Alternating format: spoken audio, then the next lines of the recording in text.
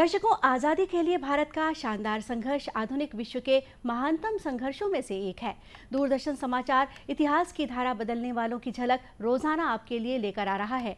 आज हम बात करेंगे स्वतंत्रता संग्राम सेनानी योगेंद्र शुक्ल के बारे में।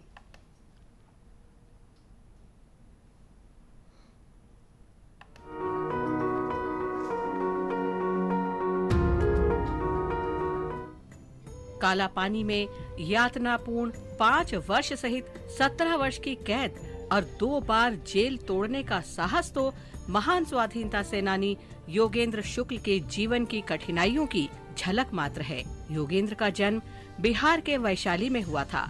योगेंद्र शुक्ल कई वर्ष तक हिंदुस्तान सोशलिस्ट रिपब्लिकन एसोसिएशन में भगत सिंह और बटुकेश्वर दत्त के वरिष्ठ सहयोगी, मार्गदर्शक और प्रशिक्षक रहे।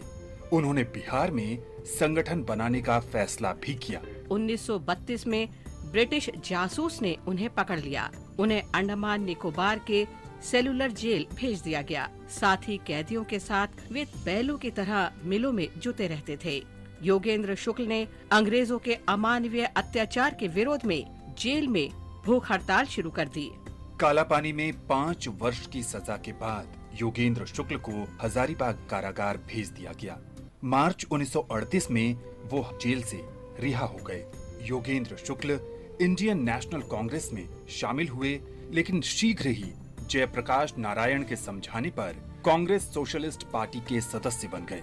ऑल इंडिया किसान सभा की सेंट्रल कमेटी के सदस्य बनने के बाद 1940 में योगेंद्र शुक्ल को फिर गिरफ्तार कर लिया गया।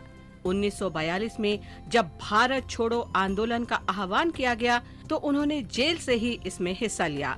साहसिक कदम उठाते हुए वे जयप्रकाश नारायण और अन्य सहयोगियों के साथ मध्य रात्रि को जेल की दीवार फांदकर फरार हो गए।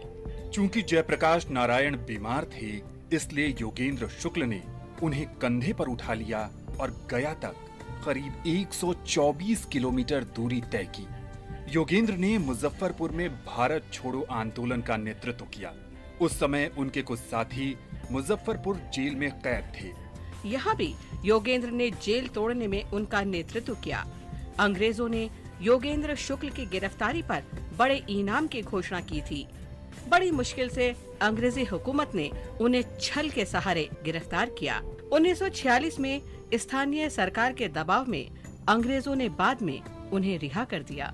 स्वतंत्रता के बाद 1958 में योगेंद्र शुक्ल को बिहार विधान परिषद के लिए मनोनीत किया गया।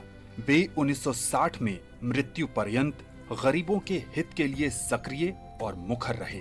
राष्ट्र के लिए उनके प्रेम और समर्पण को याद रखना ही संभवतः मातृभूमि के महान सपूत को सच्ची श्रद्धांजलि